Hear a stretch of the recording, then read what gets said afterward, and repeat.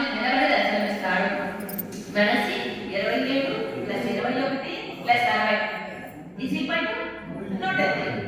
ఇది అయితే పవళించుకున్న విదేశాల్లో కుంభకోణం తీసుకున్నాం అనుకోండి, ఉత్తాన శైలంలో ఉంటాడు, లేవడానికి సిద్ధంగా ఉన్నట్టుగా. మళ్ళీ పవళించిన కూడా రకాలు ఉన్నాయండి.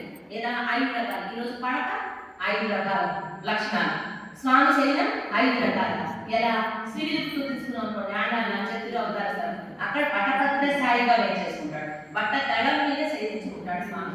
2 తిరుగు కడల మల్లె మహాబలిపురం, అక్కడ భూమి మీద శయనించుకుంటాడు, అందుకే స్థల శయన పెరుమాళ్ అంటారు. స్థల శయనంగా వేచేసుకుంటారు రెండవది.